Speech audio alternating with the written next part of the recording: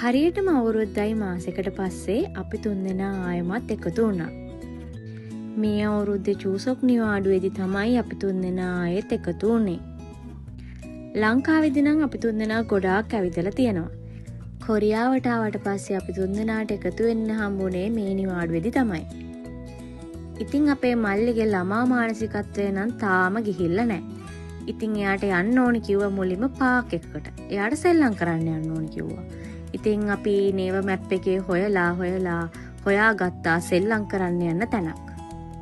ඔන්න ඉතින් මේ ලදරුවත් එක්ක අපි ආවා මෙන්න මේ ලස්සන පාක් එක බලන්න. මුලින්ම අපි ටිකට් කවුන්ට් එකට ගිහින් ටිකට් ගත්තා. දැන් අපි මෙතනින් ඇතුල් වෙන්නයි යන්නේ. ඔන්න ඉතින් අපි තුන්දෙනා හාහාපුරා කියලා හම්බුන මේ නිවාඩුවේදී සෙල්ලම් කරන්න ආවා. සෙල්ලම් කරන්න ආවකොට ඇත්තටම මේක පාක් එකක් විතරක්ම නෙමෙයි. මේකේ තියෙනවා ලස්සන පුංචි සත්තුවත්තක්. සත්තුවත්තක් කිව්වට ලංකාවේ අපි දැකලා තියෙන දෙහිවල සත්තුවත්ත වගේ ලොකු සත්තුවත්තක් නෙමෙයි මේක. ඒ වුණාට මේකේ කොටියෝ, සිංහයෝ, වලස්සු, ඊළඟට එක જાති කුරුල්ලෝ, ලස්සන බල්ලෝ, ඒ වගේ සත්තු වගේක් හිටියා. ඉතින් ඇත්තටම අපි ආවේ මේක සෙල්ලම් කරන්නනේ. ඒ නිසා අපි පොඩ්ඩක් මේක වටපිටාව බැලුවා. කොහොමද මේකේ වෙන්නේ, ටිකට්ස් ගන්නෙ කොහොමද, ඒ වගේ දේවල්. මුලින්ම කියන්න ඕනි අපි ටිකට් එක ගත්තට අපි එතනින් ටිකට් එක අරන් තිබුණේ සත්තුවත්ත බලන්න විතරයි. එතකොට මේ වගේ මේ සෙල්ලම් කරන තැන්වලින් එතන අදාළ කවුන්ට් එකකින් තමයි අපිට ටිකට් ගන්න තිබුණේ. ඉතින් අපි පොඩ්ඩක් මේකේ වටයක් දාලා මොකද වෙන්නේ කියලා බැලුවා. මෙන්න මෙහෙම ලස්සන තැන් ගොඩාක් මෙතන තිබුණා. මේක කාර් පදින තැනක්. මෙතන කාර් පදින්නයි තියෙන්නේ. ඔන්න අපි සත්තුවත්තට ගියා.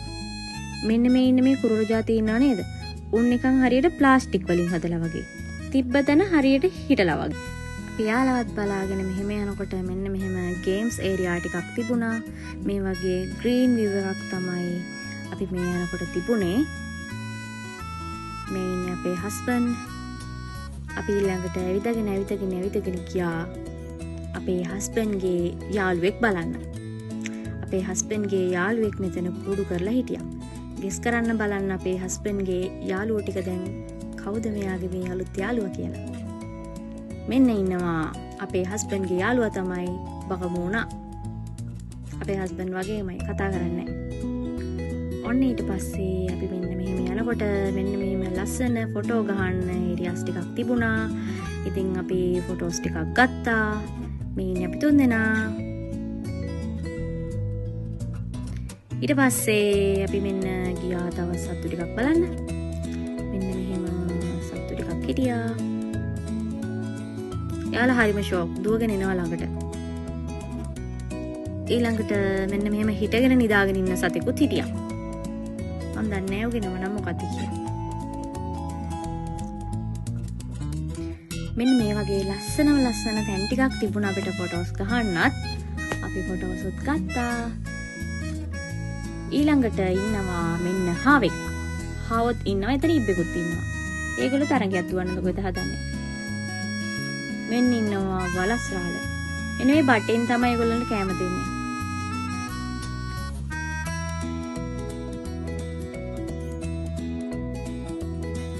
ඊළඟට ඉන්නවා කොටියා. මෙතෙන්දී අපේ මල්ලි කියනවා මෙයා නිකන් අපේ අක්කා වගේ කියලා. කොටියා නිකන් අපේ අක්කා වගේ කිව්වා. බලන්න ඒ අහිංසකයාට මාව සමාන කරපු ලස්සන අපේ මල්ලි. හරි සැරයි. එයා ගෙරවුවා අපිට එතන ඉද්දි අපිට ගෙරවුවා යා.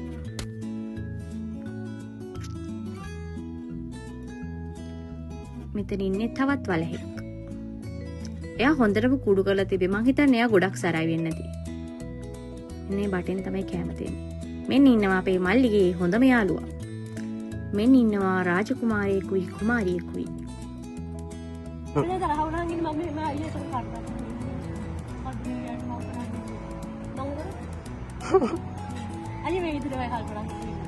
මේ වගේ පොඩි දේවලුත් ඉතින් නැතුවාම නොවේ.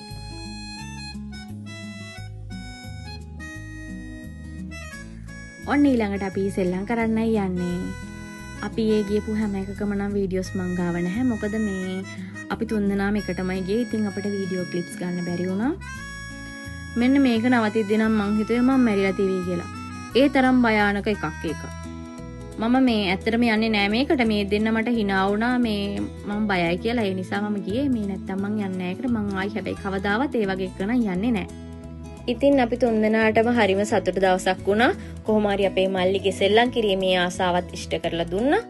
ඉතින් එහෙනම් ගිහින් එන්නම්. හැමෝම සතුටින් ඉන්න.